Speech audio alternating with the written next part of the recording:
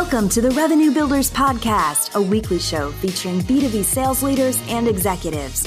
Hosted by five-time CRO John McMahon and Force Management co-founder John Kaplan, the show goes behind the scenes with the people who have been there, done that, and seen the results.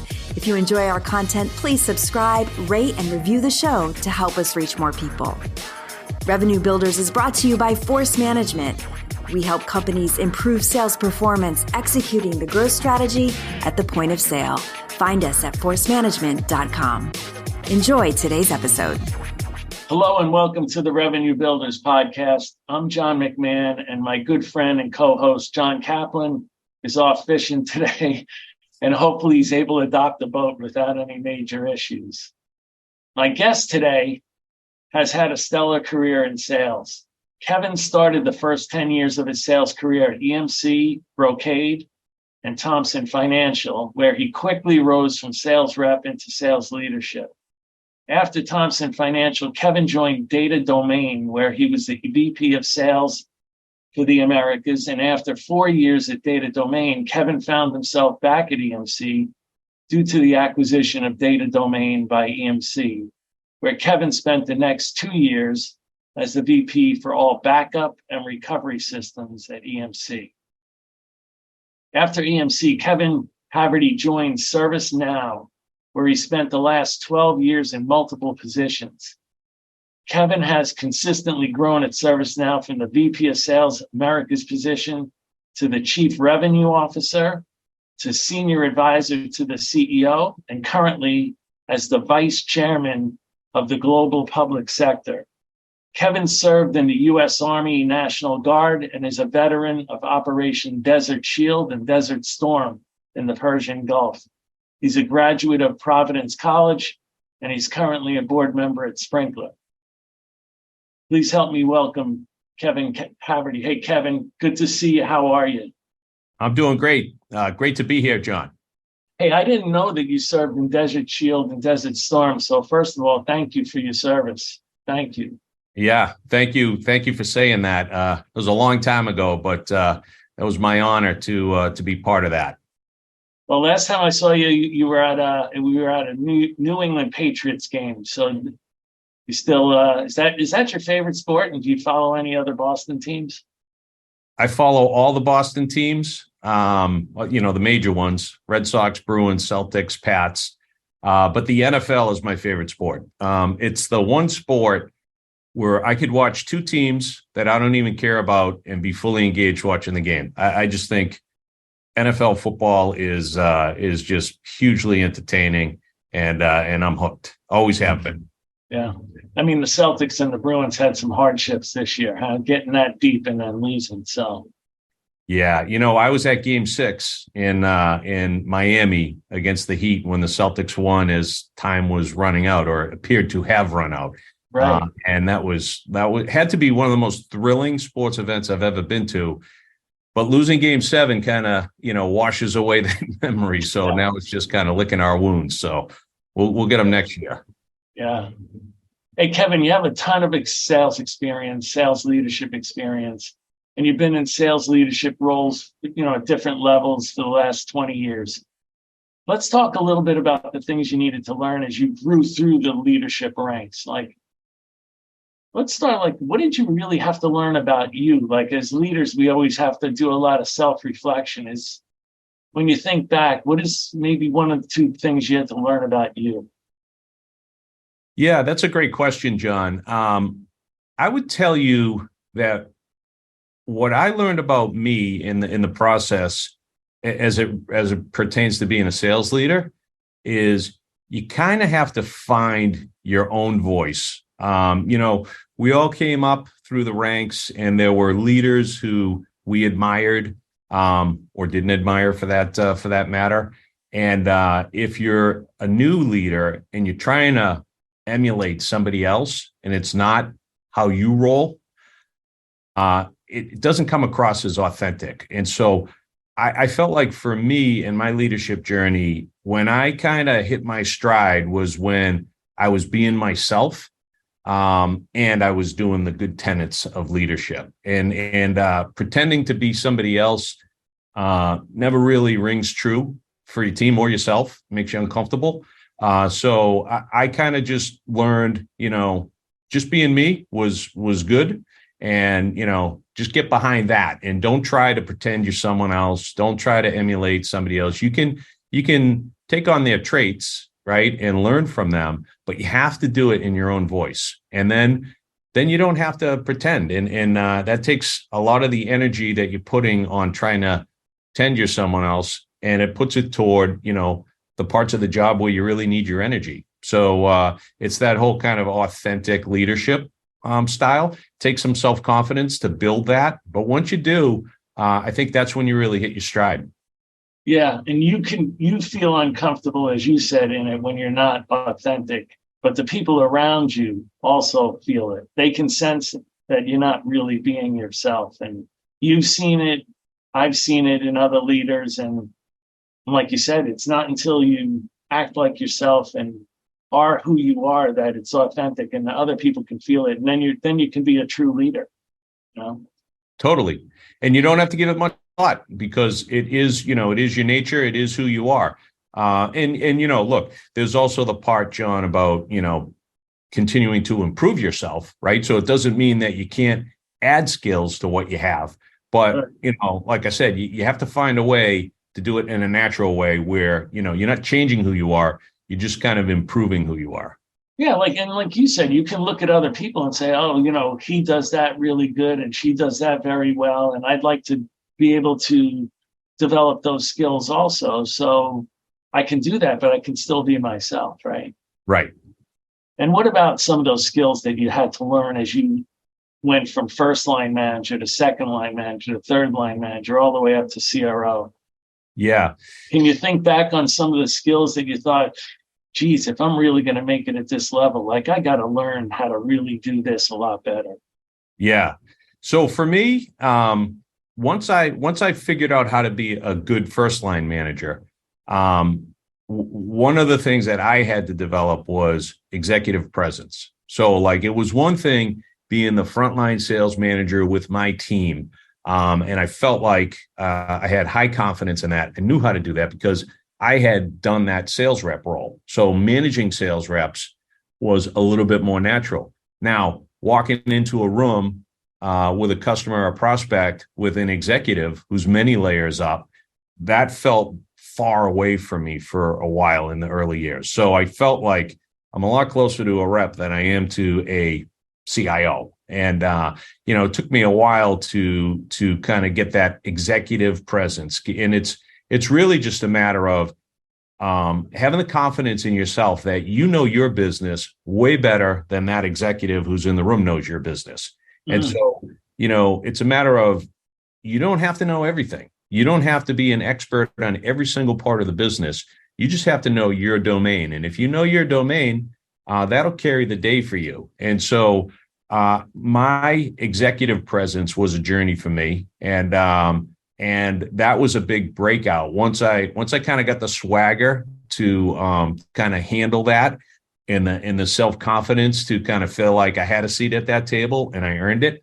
That's another big development area that really helps you, especially as you go up the ranks, second line leader, third line leader. Now, when you're in that room, you're expected to carry the day.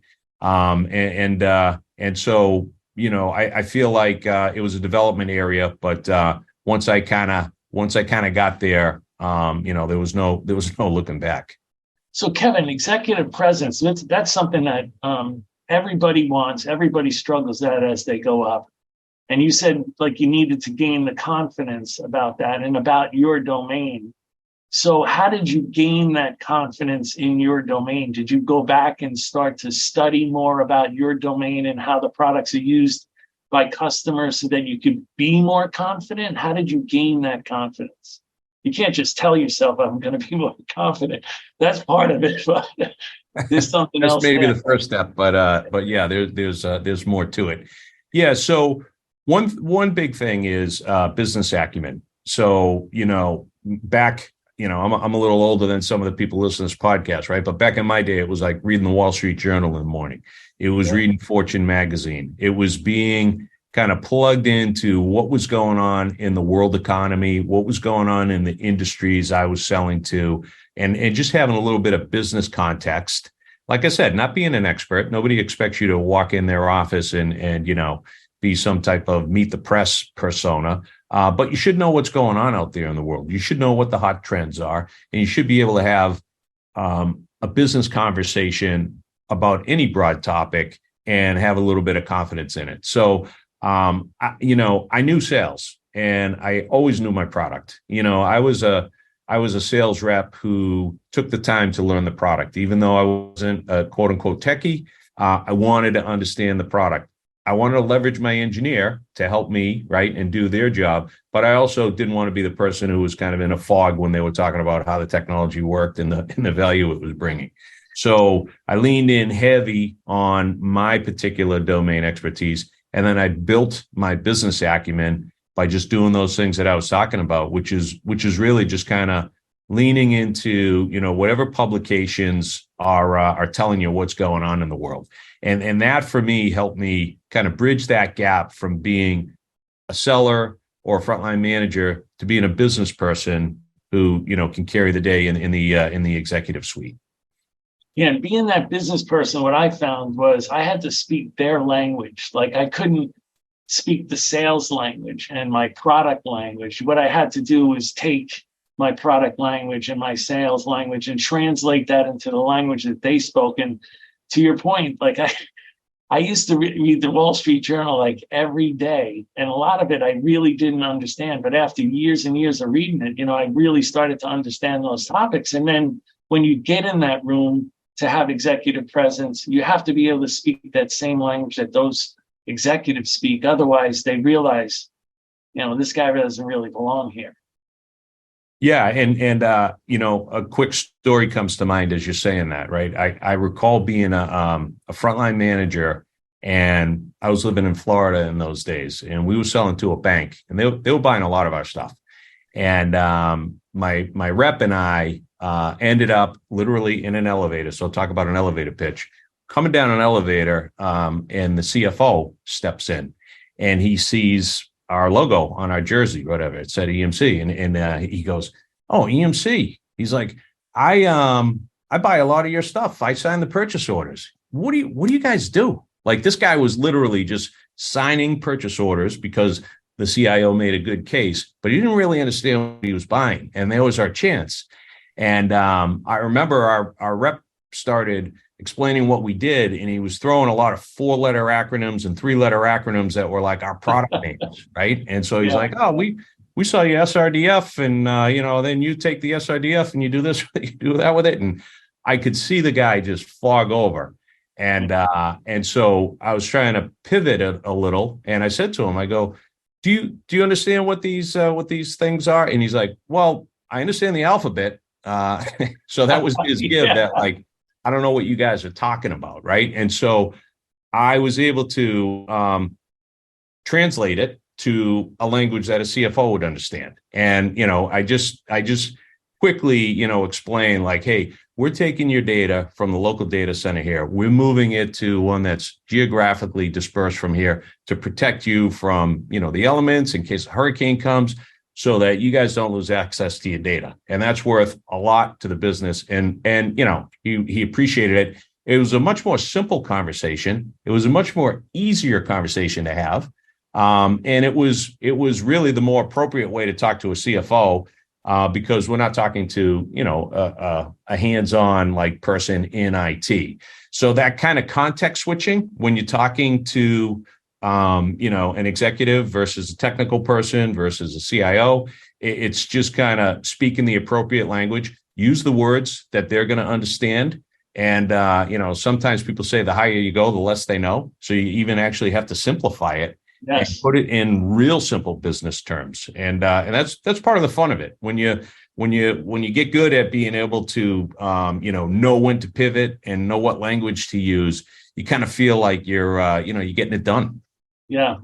Well, we always talk about the fact that if you don't use that, language that they use, and they start to, as you explained, they start to glaze over, then what's going to happen is you get relegated to who you sound like. So I can remember the first couple of times that it's happened to me when I was making sales calls with people, and they were like, okay, they ended the meeting and they basically relegated us 3 or 4 levels down. Right. That's when you come to the realization, like, I have to have that executive presence, as you said, and I have to be able to learn that language. Otherwise, I'm never going to be able to be in these meetings.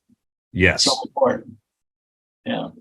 What about, as you climb the ladder in sales leadership, more and more things get thrown on your plate, and you have to learn how to prioritize what's important, what has to be done now, what can wait, but it's still kind of important. It's just not urgent. Yeah. How did you learn how to prioritize as you went up the ladder? Yeah.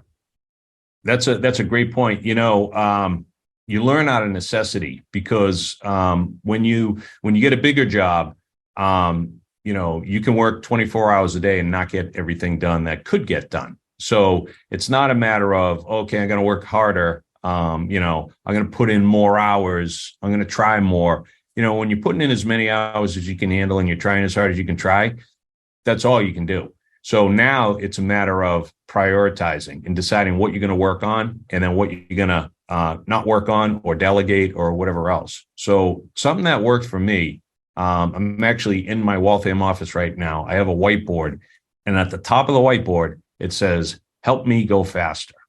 And when people would come into my office and, have something for me, but in my mind, it wasn't passing that "help me go faster" test. It was kind of going into the "you're slowing me down" test. I would point at that whiteboard and I would go, "Listen, I appreciate what you're trying to do here, but I need to go faster. And this, although it's interesting, is slowing me down." So, it depended on what it was. I would have to say, "We're not going to do it," or "I need you to work with so-and-so on that." And that kind of gave me the clarity. The other thing, John, is I used to have an expression, at ServiceNow, we use a metric internally called net new ACV. Some companies are all about, ARR. We were net new ACV. And for people that don't know, that's the bookings or revenues minus the churn, right? That's net. That's right. Yeah, it's the incremental spend less any downsells or debook. So net new ACV. And I would say to people, I'm the net new ACV guy. Like, my job is to bring in the net new ACV. So if we're not talking about something that directionally leads to more net new ACV, then I'm probably the wrong person. You should be working with somebody else, right? So now those are kind of extreme. Help me go faster. I'm the net new ACV guy, but those were my true north.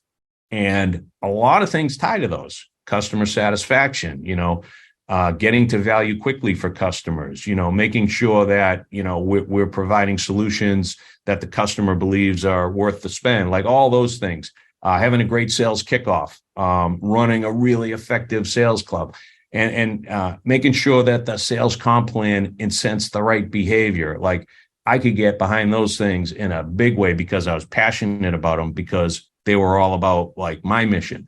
And then when it was other things that were maybe important, but not necessarily tied to my true north, I would have to get them off my plate, make sure they got taken care of, but not tie up my own personal time with them. So, whatever your true north is for your job, I think really understand it well, and then get into the habit of assessing quickly whether or not what you're being asked to work on or what you're deciding to work on actually ties to your true north.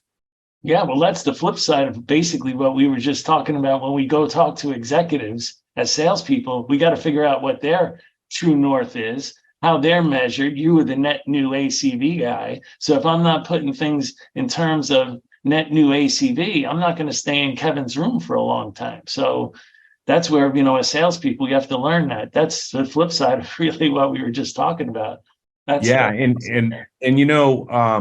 Pressures of the number and the job and the number of hours you have really bring this kind of clarity to you. Like, there's nothing like being in it and feeling that pressure. And sometimes, if you look, I like to be nice to people, and I don't like to, I'm a pleaser, right? So I never want to be the guy who's like a real hardo, but like the pressures of the job will just force you there. And so, you'll find out like, hey, I got a 30-minute meeting. Like we're ending in 30 minutes. Like you don't get 5 more topics, or, we don't get much more. Like you got to have clarity of thought to get your point across to an executive in those 30 minutes. Otherwise, they're going to end the meeting on you.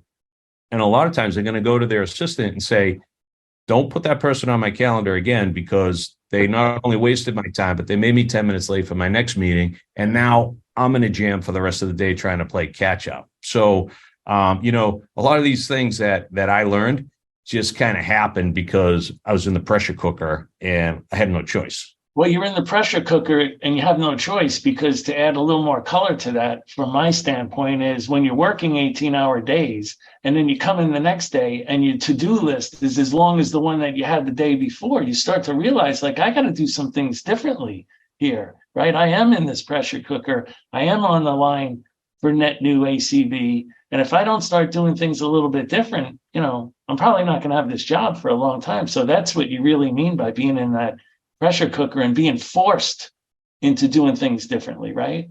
That's right. It's kind of like it either happens or right. You become inefficient in your job, and you rotate out, and somebody else comes in who has that skill set. So nothing like the real world forcing you to develop those skills. Right. And everybody doesn't have to have an hour on your calendar or half an hour on your calendar. They can get 15 minutes and get their point across also, right?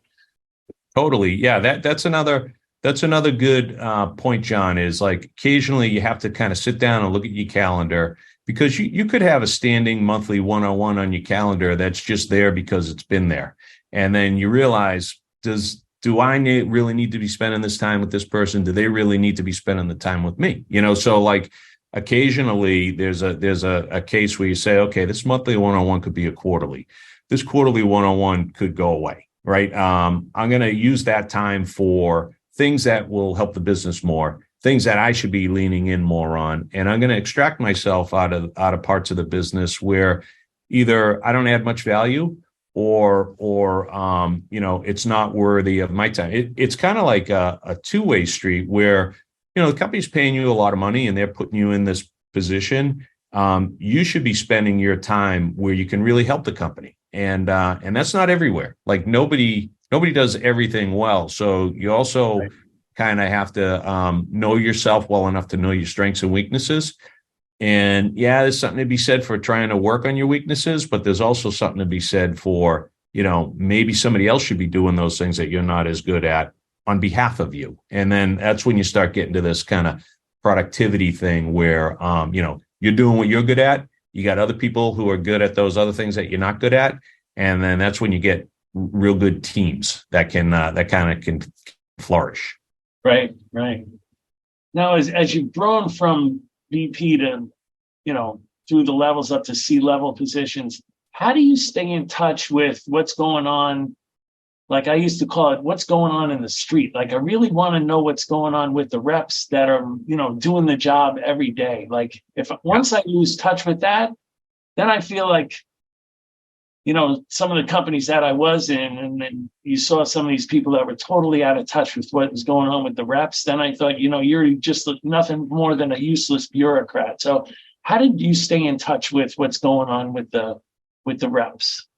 Yeah. So let's talk kind of pre-COVID and in COVID, right? So okay, yeah. And now I think we're post-COVID, or at least I hope we are. Yeah. So there's nothing like a trip with a local rep or, a remote rep or whatever. But on all my business trips, John, I try to do 3 things.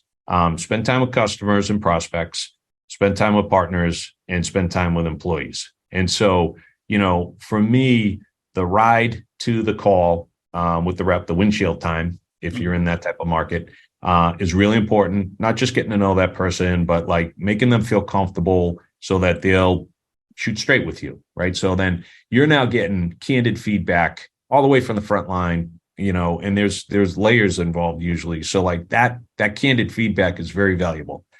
Same thing after the call, kind of the summary. So that's one thing.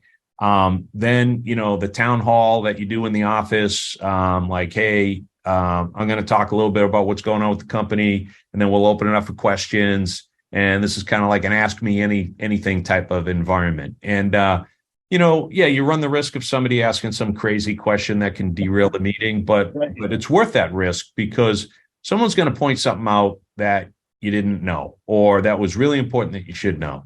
And then, I also like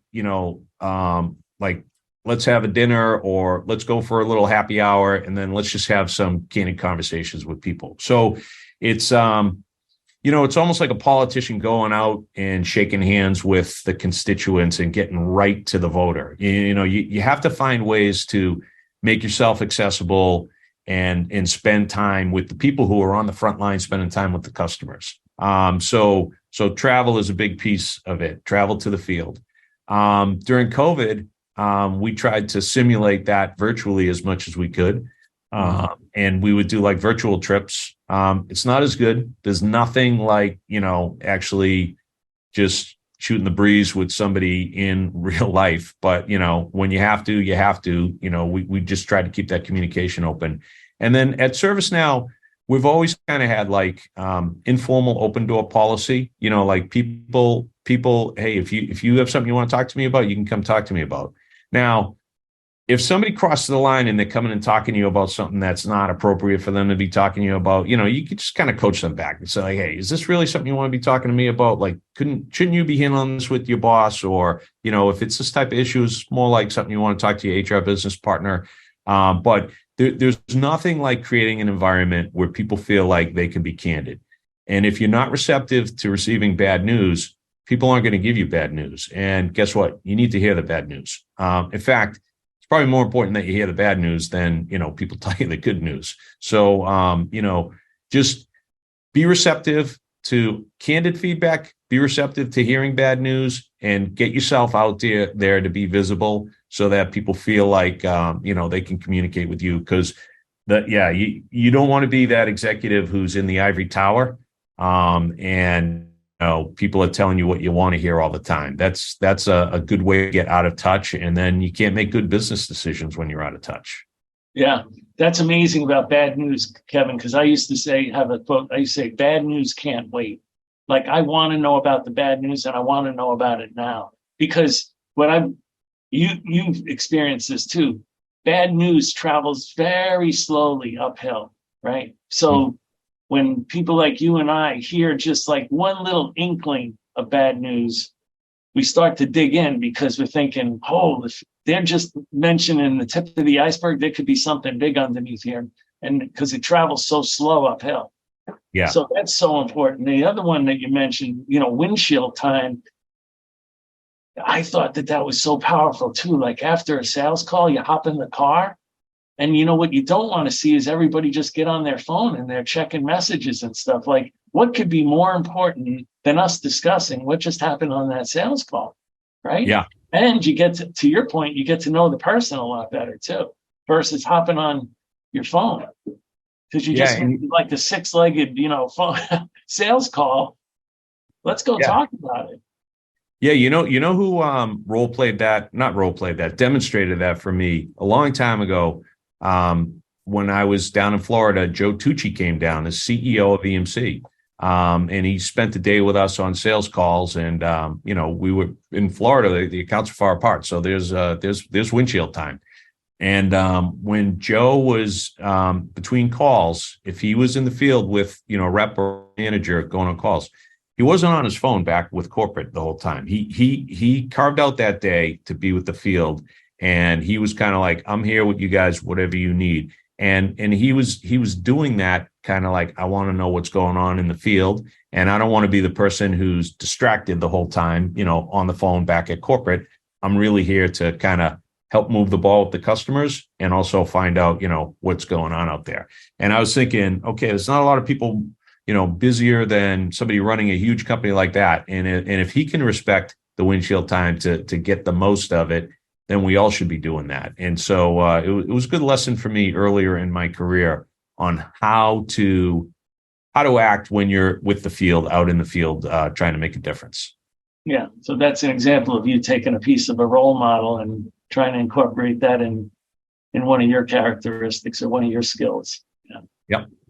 So let's talk about some of the characteristics of some of the best leaders that you've witnessed. Can you think, what comes to mind quickly of some of the best leaders that you've seen, some of their best characteristics? Yeah. So optimism is always one. Business is tough. There's always a lot of problems. There's always a lot of stress, because even if you're doing well, you're pushing harder to do better.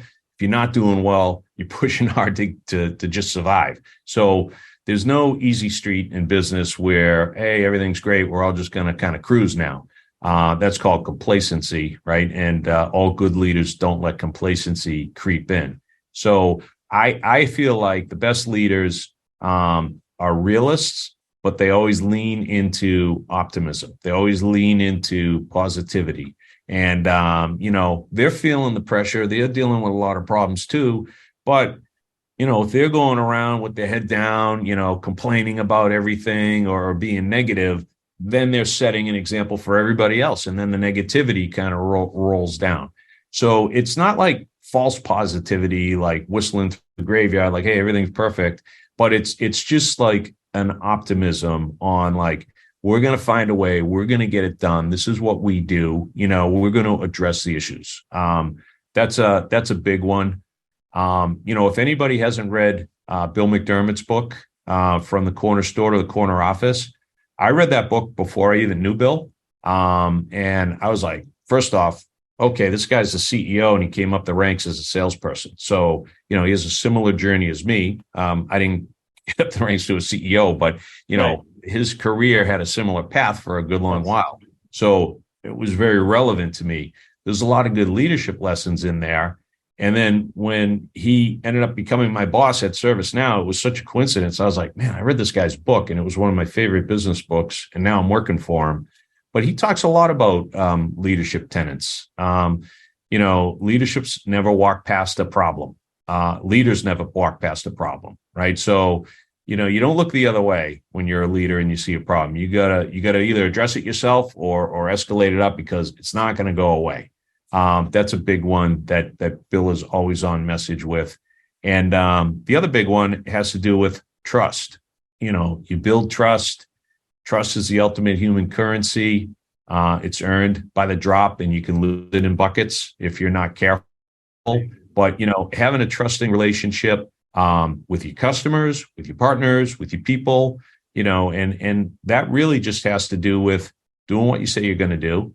And when you have bad news, dealing with it. Don't try to spin it or hide it or whatever else. So I saw a lot of those traits from Bill. I worked a long time for Frank Slootman at Data Domain after we got acquired at EMC and over at ServiceNow. And, Frank is really good at focus, Frank's not the, what are your 5 things person. He's like, what's the most important thing to you? What are you working on?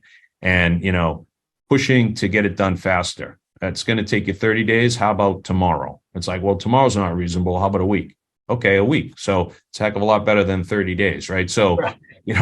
A lot of those tenets working under Frank, I learned, and I took some of them on in my own authentic personality. I didn't try to act like I was him, but, some of those things around focus and clarity and doing things faster, anybody can pick those things up. And then, the third leader who I'll mention from a CEO level, when John Donahoe was here, who's now the CEO of Nike, John had a really nice way of optimism, being gracious, being professional, and really empowering people. And that was contagious. So, in my journey in the last 12 years, I've had 3 different senior leaders who, at their core, they're pretty similar. Their styles are a little different, but I learned a lot from each. And I think anybody can learn from whoever they're working for to pick up the positive traits and also observe some traits that they don't care for and just, make a mental note. I'm not going to be the leader who does this, or because I know how it makes me respond. And I don't want that response to happen, to my people. I have to go back to one that you actually mentioned in an earlier part of this conversation that you do is, and I think a lot of great leaders do it, is they don't have to be the smartest person in the room. So they figure out, this is what I'm really good at, which you mentioned earlier. I know that I'm not that good at this over here. I got somebody else that's better than that. I'm going to let them handle it because I don't have to act like I'm the smartest person in the room just because I'm the leader. And you've seen the flip side of that, where there are some leaders that think that they always have to be the smartest person in the room. And, I find that's very dangerous, right? So. Yeah. And you know what? The ultimate room is when all the people who are working for you are actually smarter than you, because now you have like a powerhouse team. Like yes. talk Exactly. about productivity. So I always looked when I was hiring or promoting people, like if I could find somebody who was so good I'd be willing to work for them myself, like that's the ultimate person who you want working for you, because it means they have headroom.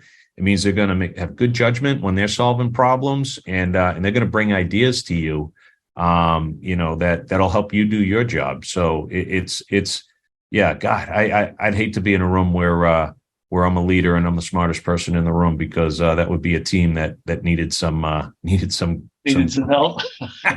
Yeah. The other one that I found is they're usually very good listeners. Like they listen very carefully because, again, they don't have to be the smartest person in the room. So they're really trying to understand, not trying to, be the smartest person. So they're really good listeners. And because they're good listeners, they have amazing perception. They can kind of perceive and feel like what the situation is. I don't know if you found that in some of the leaders that you've worked with too. I totally have.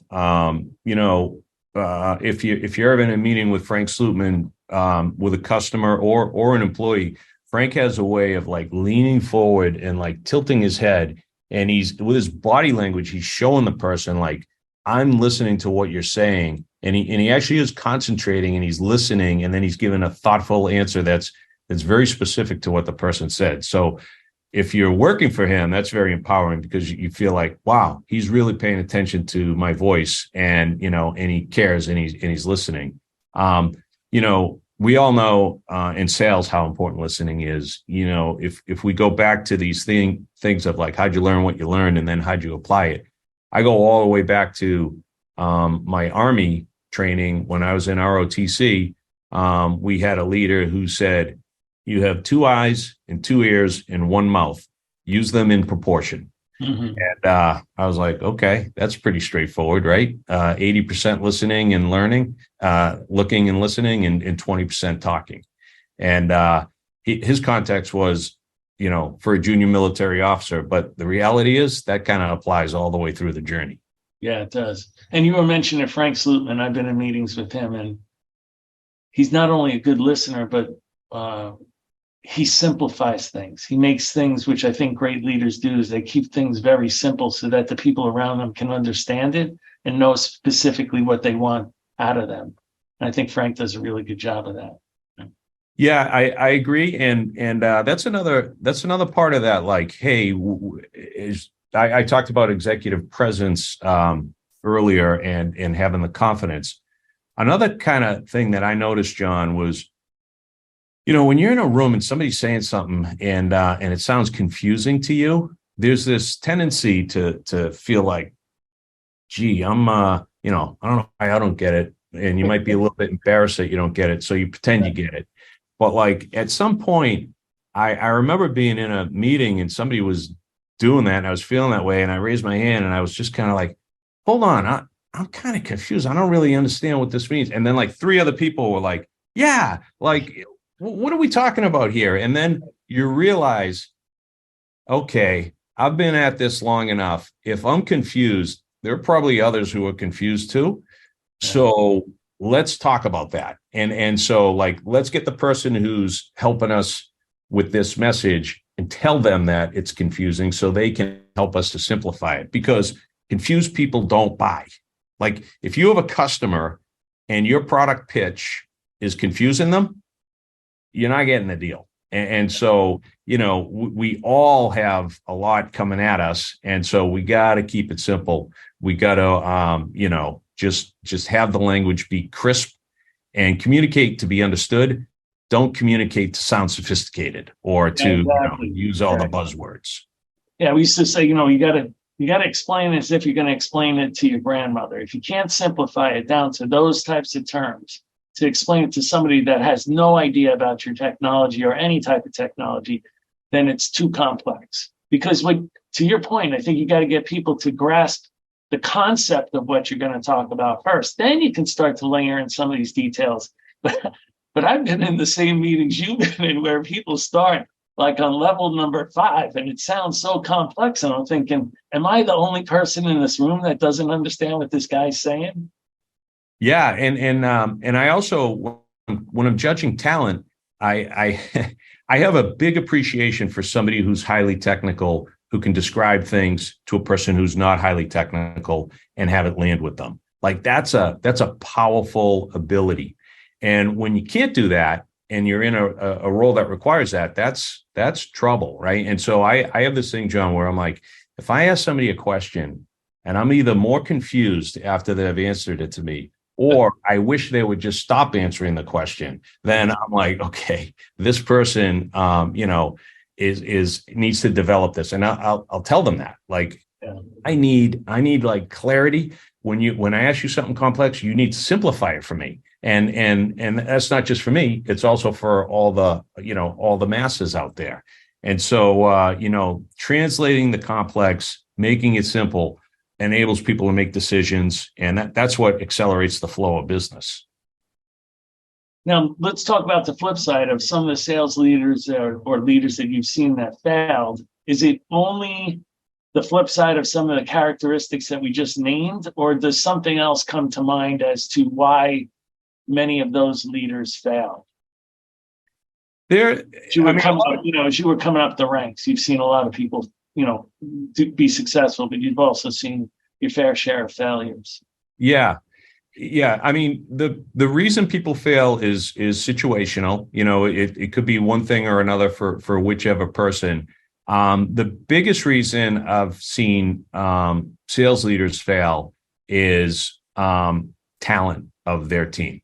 So there's a lot of issues to that or layers to that. But like the big one is not having your team fully staffed. Okay, you're a sales manager. You got 5 reps on your org chart, and you either you have 3 in the seat and 2 are empty, or you rush the hires and you put 2 C players in the open seats. Like if you're not interviewing for talent all the time, and when you have an opening, getting it filled quickly with a talented person, that's the death spiral for a leader. So you can't get it done at less than 100% capacity, and that's whether the seats are empty or the seats are full with the wrong people.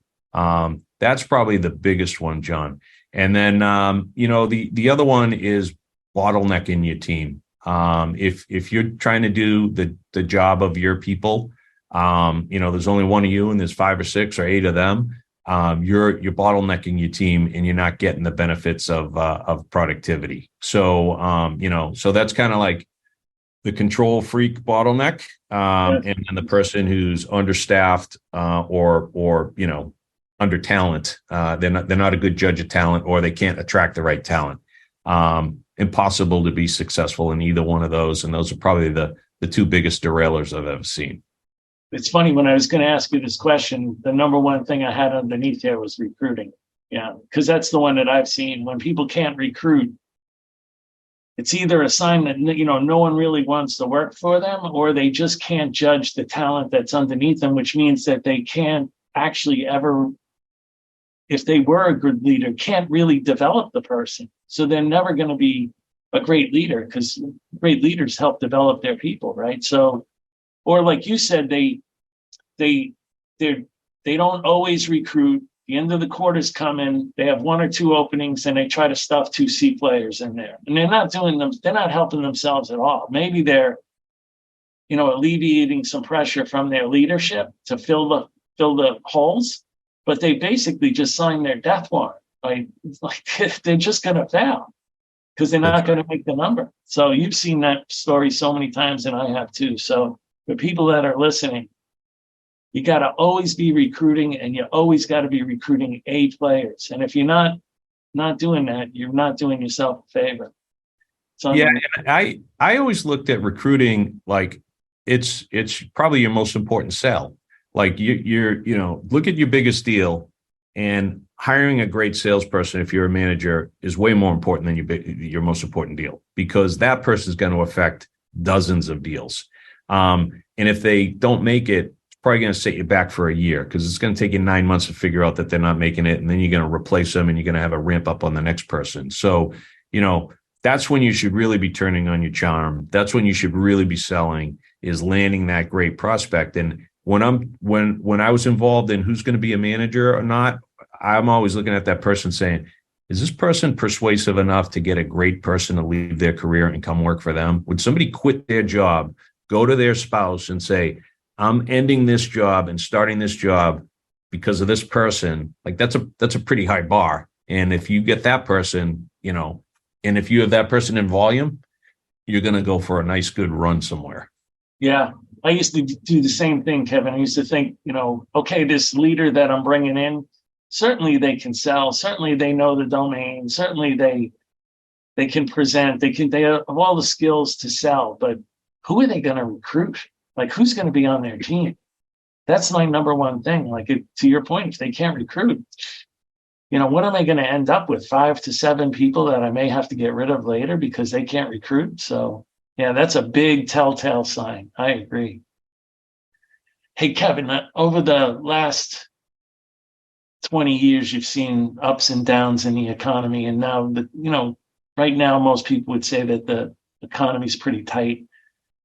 Do you have any advice for the young salespeople and young leaders out there doing anything different in these times, or doing things that they should have been doing in the past, but they definitely need to do it now? Yeah, you first off, you got to stay at it. It's tough. It's tougher for some parts of the market than others, but it's generally speaking, it's kind of tough for everybody right now. Deals are getting more scrutiny. We all know this. CFOs are being tight with the spend. They'll spend if there's a clear value proposition and a quantifiable return, but they're not going to let people buy technology for technology's sake, because the money's just not freewheeling right now. So all the things that people talk about that are well documented, John, about like having a good value prop, tying it to the business impact of the customer, making sure there's quantifiable return, like basically good selling.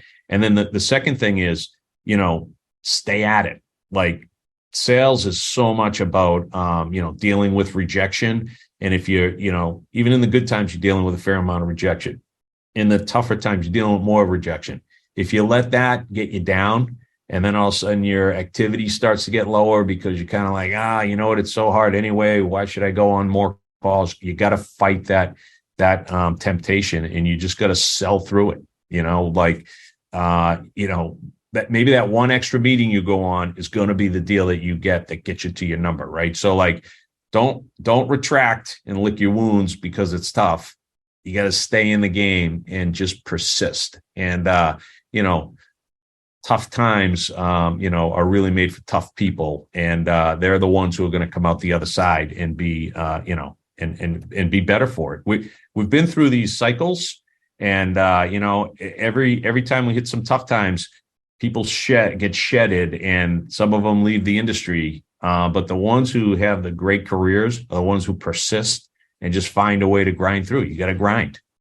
Yeah, and that's where the lessons are learned too. When you're grinding like that, you find a way, and you develop a new skill or a new new knowledge area, and then now you can do things differently that make you a lot better at your position. What about the leaders? What do you think they should do differently with their people, as that you talked about just now, like where the people might be getting down, they need to grind, they need to get through it, they need to stay positive, optimistic. Any advice for any of the leaders on how they should manage their teams a little differently? Yeah, I think communication is always important, but especially now, like really know your people, understand what their challenges are, try to help them. Like it's sometimes you don't realize when you're an individual contributor, you think, oh, my boss has the big job, it must be easy for them. It's even harder for them, right? So like if you're a leader, you have to fight those same tendencies I was talking about with your team. And, I talked early, John, about like optimism, leaning into the optimism and trying to keep a level of positivity. So, in a realistic and honest way, lean into that optimism and communicate, more than ever with your team, and just, be honest with them, shoot straight with them, but like keep them in the game. Like your job as a leader is to get the best out of everybody. And so, sometimes that's a matter of, just listening to people and supporting them. But, we got to see this through to get to the other side. Let's talk about, during these tighter times, are there any KPIs or indicators that you watch more carefully than in good times that kind of tell you whether or not things are getting better or getting worse with your sales force? Or do you the same parameters, and by the same parameters whether or not things are getting better or worse? Yeah, I mean, we, like a lot of companies now, we really scrutinize the pipeline, and the quality of the pipeline is a big deal. And so I think there's a lot of analytical tools that are out there, but you got to leverage those to understand, is this pipeline real? Is it stale stuff that just keeps kicking from quarter to quarter where we're fooling ourselves? Or are people actually adding net new incremental pipeline tied to real deals? So like making sure that that everybody is adding and finding new opportunities and building more, not just kind of fooling themselves and pretending to work on the stuff that, at this point looks like it's never going to happen. So I think pipelines always have to be fresh, and they have to be real. And the two things that I always obsess about, John, are I want the stuff in the pipeline that's really dead weight, that's no longer active, out. And I want the real stuff that people are working on that they haven't put in the pipeline yet, that's on some list on the desk, in. Yeah. So it's like, how do we take out the fake stuff? How do we get in the real stuff, know what we're dealing with, and put our energy there? And by the way, all these things are activity based. Like no pipeline gets generated if there's not activity, customer engagement, meetings, conversations, events, all those things that get people talking and create opportunities. And will you change any investments based upon what you see in times like this in different regions of the world, where you might say, okay, I know that this region's doing a lot better. The KPIs are telling me they're getting better. The pipeline's looking better. I'm going to flip a couple of my maybe hiring plans or investments in a different region. Yeah. Yeah, totally. The way we've scaled ServiceNow was always like, we're going to put some chips on the table. And then the ones that, yield some results, that's where we're going to lean in more. And the places where, we've put some chips on the table, when I say chips on the table, that might be a sales team and a bunch of systems engineers. They're not getting the results that they're getting. It's always kind of been this thing like, hey, we have 4 reps and 4 SCs in this market, but the TAM's huge. My opinion has always been, great, get those 4 reps productive, and then we'll start putting in more to get that huge TAM. But like TAM in and of itself, with some people who are not being productive yet, doesn't warrant more investment. And I think that kind of attitude is more important than ever now. So everybody really should be looking at, where are we getting results? Lean in there. Where we're not getting results, is it a talent thing or is it a market thing? And don't be throwing precious resources on markets or products that are unlikely to get a return. Right. You can see the productivity growing. You can see the pipeline growing. You can see the average deal size is growing. And then that gives you a lot of confidence to go ahead and feed that area. Yeah, it's just a judgment game. It's kind of, I love all the analytics and the amount of innovation that's happened in the sales game. And if you're not taking advantage of those insights and using it to help you make good judgment, then why even have them, right? So like you gotta be putting the bets where you have a higher percentage chance of winning. Hey, Kevin, I know that this subject's of great importance to your customer success. But I always wonder why in subscription times, where there's renewals, and now even in consumption times where a customer could leave you in a week because they could just turn the light switch off basically and go somewhere else. Why so many software companies still seem to get it wrong? Like, why are they not investing? Are they still thinking of, perpetual software where the customer bought it once and is stuck with it for a lifetime? Why do you think so many companies don't invest in client success? Yeah, that's a head scratcher. I mean, what I like about the SaaS business and even more the consumer business is it's policing. It's like, the days of a hit and run sales attitude are gone because as soon as they're not consuming, they're either not renewing if it's SaaS or, like you said, they're turning it off if it's consumption. So like the rules of the game have changed. You have to deliver value. You have to get seats consumed, and you have to have customers using your product if you want to ring the cash register. So it's all about getting customers to consume and getting them to value. And in most organizations, that means some level of resources dedicated to customer success. And what type of changes are you seeing in CS? What are you seeing companies doing differently, or what would you do differently? Yeah, for us, we're putting human resources to it. We're also kind of productizing it, right? So, we have our success product is called Impact. And it's not just, 2 people, 3 people, 4 people, customer success managers to look after your account.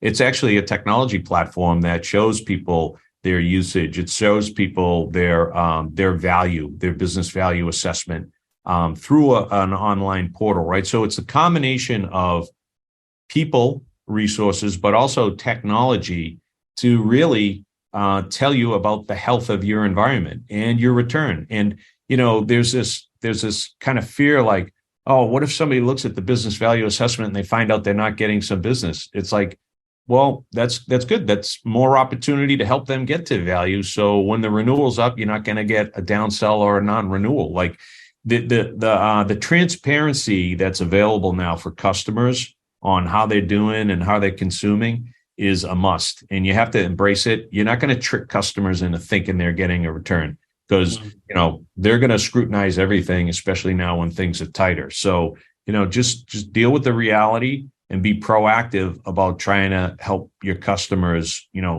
get the return. And then that's also just good selling, right? Like the first project that fails or doesn't get to value is probably the last project you do with that account, because there's a lot of ways to skin the cat, and there's no one company that has a monopoly on all the good ideas on how to help their business. So you got to make sure you continue to earn your right to solve the customer's next problem. And that's what will consume more licenses, or that's what will, get the consumption register ringing again. So Kevin, the product that you talked about at ServiceNow, that's where you built like instrumentation or telemetry into the software, where you can see what the customers are doing with the product, and you can know when to call them to give them support. There's that, but there's also a technology platform for the customers that has a number of things embedded in it, including like automatic business value assessments, health environments, and then there's a people element to it too, where we can use some of those insights and say, hey, we ran a health scan and we understand that your environment is 80% here where it could be 100 or 40% there. We want to work with you on a plan to optimize and get better. So it's all about kind of proactively helping customers make sure that they're getting the most efficient environment that's producing the biggest return. And then what customer wouldn't love that, right? Like proactive assessment of where they stand, honest results. And then, that's what customers ask for. I've heard over and over for years, we want you to be prescriptive. We want you to lead us. You guys are the experts. Share your benchmarking, share your best practices, and point out to us when we're not doing the right thing or our part. And that's a pretty high bar, but that's what customers want. And if you can get them that, then you're going to be a partner that they're going to, invest in more and use to solve their business problems. So, Kevin, I've had you for about an hour, and I want to thank you for that. And I just want to ask you one final question before we, because I want to respect your time. Any early thoughts on how AI may affect the sales position? Maybe this is just too far out there or too futuristic for you. So if you say, yeah, John, I have no idea, that's fine, because I have no idea. So I thought I'd ask you. Yeah. Well, you and I are both involved in stage 2, and they had a meeting at MIT last month that was really interesting. And there was some crazy out there ideas, by design. And there was one theory, the co-piloting of AI. So an AI tool helping like somebody early in their career actually be better. And hey, is there a way to take a low level, early in career, low paid employee and augment what they do with AI and have them do the same thing that a senior enterprise person who's very expensive does? And would that tip, the whole sales industry upside down? What if AI is being used to make the purchase and now AI is talking to AI? I think these things are kind of intriguing and interesting, but at my core, I still believe that sales is a people business, and relationships are important because it comes down to trust. Remember, I was talking about Yes. the talk about trust. I personally find it hard to believe that an AI is going to build trust. I think it can give information and it can automate things, but people are going to stay in the game to make sure that relationships are built and things happen and that people can trust. And these tools, I believe, are just going to help us all increase our productivity, and it's going to be good for the economy in that it's going to kick in, more efficiencies, and that's always been good for the economy. So I'm an optimist on this stuff. I think it's going to help us all be better and more efficient humans. And I'm not really the iRobot, the AI is going to take over and we're going to be working for them. But, hopefully I'm right. We'll see. Yeah, I agree. The more that things change, the more, in some ways, to what you're saying, things stay the same because, sales is a people business, and that's really not going to change. I remember when we had the emergence of the internet in the early 2000s, and I was changing jobs. So I went to talk to a whole bunch of VCs, and they all told me, John, enterprise sales is dead. You're an enterprise sales leader. Enterprise sales is dead. That was 20 years ago, right? Right, because what people sales go to the website and buy the stuff. Yes, exactly. And I used to say to them, I can't understand how they're going to go buy like $10 or $20 million worth of software off the internet. I don't know how that's going to happen. So to your point, the more things change, the more they stay the same. AI will probably make salespeople, just a lot more productive. So agree. Kevin Haverty, that hour went by really quick. Thank you so much. I'm sure all our listeners gained a lot of information from you. So thank you. And thanks everyone for listening to another episode of the Revenue Builders Podcast. Yeah, John, thanks for having me on your podcast, and it's an honor to be on it. And hopefully we got some people thinking out there. All right. Thanks, Kevin. Thanks for listening to today's episode. Be sure to check us out at forcemanagement.com.